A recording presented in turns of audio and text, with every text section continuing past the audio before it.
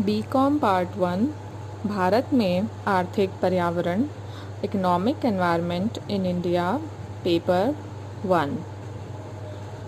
आज हम पढ़ेंगे नई आर्थिक नीति, भारतीय अर्थव्यवस्था में आर्थिक सुधार, उदारीकरण, निजीकरण तथा वैश्वीकरण की ओर कदम, कुछ मुख्य उपाय तथा भारतीय अर्थव्यवस्था पर इनके प्रभाव तथा उपलब्धियाँ। New economic policy, economic reforms in Indian economy, liberalisation, privatisation and globalisation, steps और measures and effects on Indian economy. आइए जानते हैं। स्वतंत्र भारत के प्रथम प्रधानमंत्री पंडित जवाहरलाल नेहरू ने सोवियत रूस के आर्थिक नियोजन की सफलता से प्रेरित होकर भारत में भी 1 अप्रैल 1951 से योजनाबद्ध विकास का श्रीगणेश किया। यहाँ ध्यान देने की बात है कि भारत का जो मॉडल है आर्थिक सुधारों का वो हमने सोवियत रूस से प्रेरित होकर लिया है। आर्थिक योजनाओं के निर्माण एवं क्रियान्वयन की एक सलाहकार संस्था के रूप में भारतीय योजना आयोग अर्थात इंडियन प्लानिंग कमीशन का गठन किया गया। कालांतर में योजना आयोग एक सुपर कैबिनेट के रूप में इतना शक्तिशाली होकर उभरा कि विकास कार्यों से संबंधित नीति निर्धारण से लेकर संसाधनों के आवंटन that means allocation of resources तक में उसी का वर्चस्व स्थापित हो गया और केंद्र तथा राज्यों के मंत्रालयों एवं विभागों की स्वायत्तता अर्थात ऑटोनोमी समाप्त प्राय हो गई। परिणाम स्वरूप अर्थव्यवस्था की बाजारोन्मुख शक्तियाँ क्षीण होकर समूची अर्थव्यवस्था नौकरशाही के नियंत्रणों, प्रतिबंधात्मक शक्तियों और भ्रष्टाचार से त्रस्त होकर 1991 जैसे गंभीर वित्तीय, आर्थिक एवं विदेशी विनिमय संकट में फंस गई। इस परिप्रेक्ष्य में आर्थिक संकट से मुक्ति पाने और अंतर्राष्ट्रीय बाजार में अपनी साख सुधारने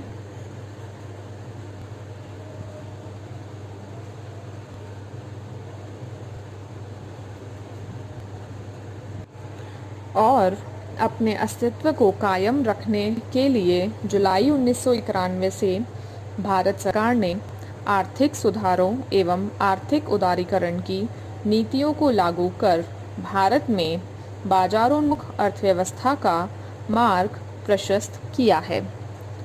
नियोजित एवं नियंत्रित अर्थव्यवस्था से बाजारोन्मुख स्वतंत्र अर्थव्यवस्था की ओर, from planned and controlled economy to free market economy. आर्थिक सुधारों एवं उदारीकरण की नीतियों के कारण भारत के उद्योगों, व्यापार, विदेशी विनिमय, करारोपण, बैंकिंग एवं वित्तीय क्षेत्रों, बीमा, कृषि आदि से संबंधित विभिन्न क्षेत्रों में अनेक प्रकार के नियंत्रणों, प्रतिबंधों एवं विनियमनों की समाप्ति से निजी क्षेत्र को स्वतंत्र रूप से विकसित होने का मार्ग प्रशस्त किया गया है। इन नवीन आर्थिक नीतियों एवं उदारीकरण को लागू करने के परिणाम स्वरूप भारत की नियोजित एवं नियंत्रित अर्थव्यवस्था का स्वरूप बदलकर अब बाजारोन्मुख तथा स्वतंत्र अर्थव्यवस्था वाला होता जा रहा है। ऐसी परिस्थितियों में यह प्रश्न उठना स्वाभाविक लगता है कि बाजारोन्मुख भारतीय अर्थव्यवस्था में आर्थिक नियोजन का औचित्य तथा सार्थकता क्या है। इस प्रश्न के उत्तर हेतु हमें पहले आर्थिक नियोजन के अंतर्गत निवेश के स्वरूप, विकास की प्रक्रिया, प्राथमिकताओं का निर्धारण एवं उससे उत्पन्न दोषों का विश्लेषण करना उपयुक्त रहेगा। तो आइए देखते हैं कि भारत के आर्थिक नियोजन में निवेश, विकास प्रक्रिया तथा प्राथमिकताओं का निर्धारण किस प्रकार से हुआ। Determination of priorities, investment and development process in Indian planning. सबसे पहले यह जानते हैं कि आर्थिक नियोजन अर्थात इकोनॉमिक प्लानिंग है क्या। तो देखिए, आर्थिक नियोजन वह प्रक्रिया है जिसमें क्या और कितना उत्पादन किया जाए, कैसे उत्पादन किया जाए और उत्पादन का वितरण किनमें और कैसे हो आदि महत्वपूर्ण निर्णय केंद्रीय सत्ता द्वारा समूची अर्थव्यवस्था के एक व्यापक सर्वेक्षण के आधार पर लिए जाते हैं। अतः आर्थिक नियोजन की प्रणाली एक जटिल एवं नियंत्रित प्रणाली है और इसमें निवेश, विकास की व्यूहरचना तथा प्राथमिकताओं के निर्धारण में सरकार की महत्वपूर्ण भूमिका रहती है। निजी क्षेत्र और बाजार शक्तियों को प्रभावपूर्ण ढंग से नियंत्रित करके उन्हें पूर्व निर्धारित सामाजिक लक्ष्यों की ओर प्रेरित किया जाता है। भारत के संदर्भ में मिश्रित अर्थव्यवस्था को अपनाकर उसमें प्रजातांत्रिक आर्थिक नियोजन की पद्धति अपनाई गई। परिणाम स्वरूप संपूर्ण योजना काल में निजी क्षेत्र का कुल निवेशों एवं उत्पादन में वर्चस्व रहा। निजी क्षेत्र का कुल निवेशों में 55% भाग रहा, जबकि सार्वजनिक क्षेत्रों का कुल निवेशों में केवल 45% भाग ही रहा। इसी प्रकार सकल घरेलू उत्पादन में भी निजी क्षेत्र का लगभग 73% था, जो सार्वजनिक क्षेत्र के 23% भाग के मुकाबले लगभग 3 गुना था।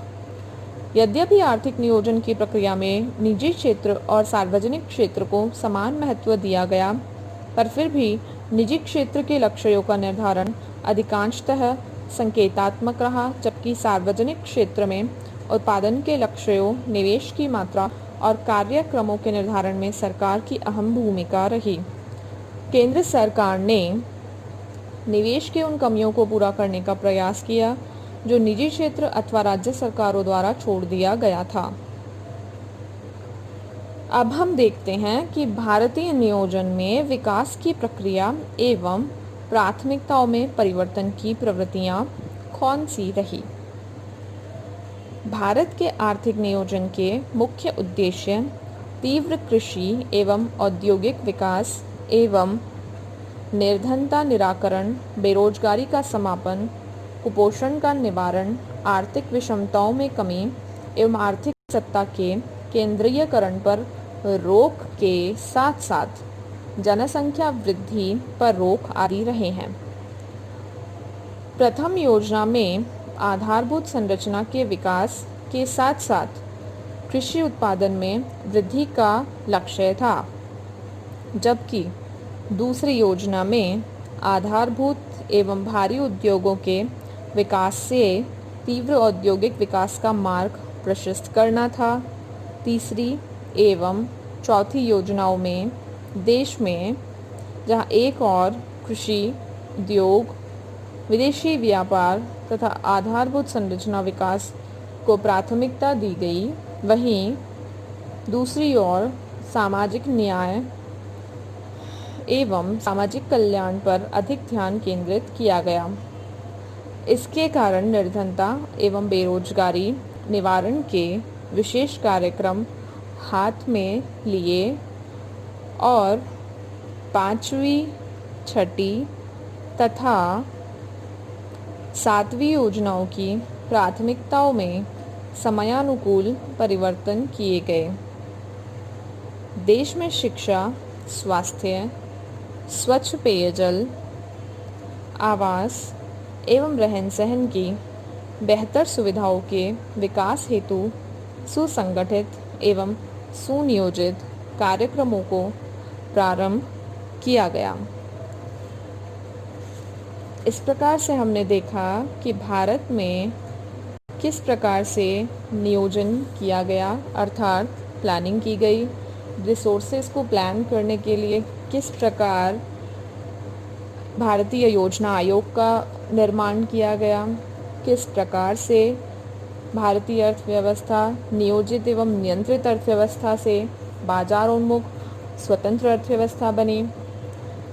भारतीय नियोजन में निवेश की, विकास की प्रक्रियाओं की और प्राथमिकताओं का निर्धारण किस प्रकार से होता रहा और किस प्रकार से हर नियोजन काल में, हर प्लानिंग पीरियड में प्राथमिकताएं कैसे बदलती गई। आज के लेक्चर में बस इतना ही, बाकी बातें हम नेक्स्ट लेक्चर में पढ़ेंगे।